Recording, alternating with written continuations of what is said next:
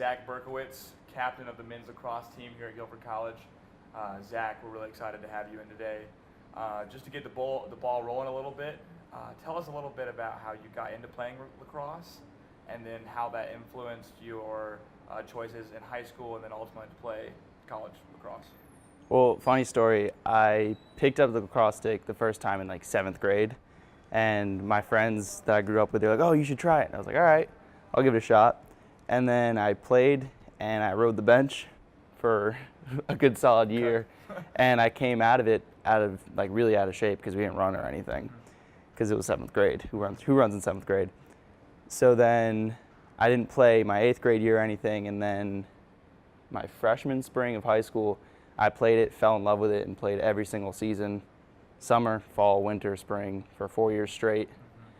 And so I started the recruiting process for lacrosse, and I was looking all over the map. And originally, actually, I wanted to stay up north because I'm from New Jersey, so I wanted to stay up in Massachusetts area. And then one day I was walking into a Chipotle, and Coach Crisco gives me a call. He says, hey, never heard of Guilford probably, but if you're interested, come down to visit. I said, well, why not? And then I kind of just fell in love with the campus and everything, the coaches, the teammates. So that's how I kind of got started, and that was really it. I went on a trip down here in October, committed in November. So it was a pretty quick process for that. Awesome.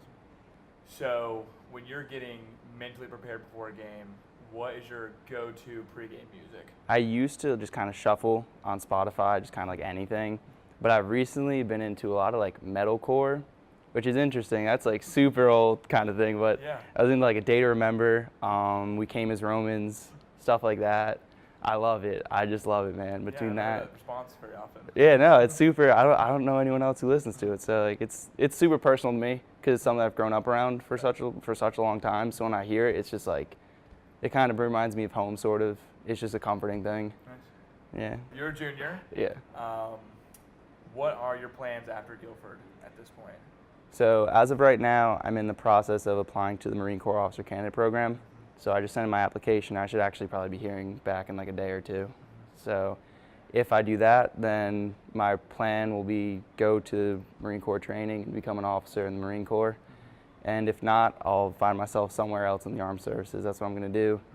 And then after that, world's my oyster. Just going to kind of see what goes on. Maybe law school, maybe law enforcement in some type, but something in that area seems super interesting right now. Good luck. Thanks. So this year you've been named a captain on the team. What has that increased responsibility done for you personally? And what do you hope to build on that for the future going into your senior year? It's kind of a big change because I'm so used to just having to worry about getting myself to practice, getting my pads on, showing up and doing my best. And now on top of that, I do have to worry about myself and get myself ready to go because I have to put out for my team. I got to put out for the homies. But on top of that, I got to make sure that they're able to put out and do the best for themselves as well as a team. And we got to make sure, all the other things are taken care of, getting stuff out to the field, making sure the field's prepared. But just making sure everyone's in a good mindset, And it's difficult because certain people are motivated from different things. And for better or worse, it's just you have to become more adaptable and more changeable and ready to handle different situations, but always kind of be on your best. And that's something that I'm obviously going to have to still work on it. There's no way that I'm ever going to be the best leader, especially in my first time. Like, it's first chance at it this year, so doing my best. Hopefully going to take some of the younger guys, mold them into players who will make this program and make this school proud. And then next year, hopefully, we'll get someone who comes up and has the same go-get-em mindset where we're really trying to make something special here at Guilford. So the past 2 seasons, you have led the men's lacrosse team in scoring. What do you think has contributed to your success on the field, and how do you look to carry that into the rest of the season this year and next year? I just want to win. That's it.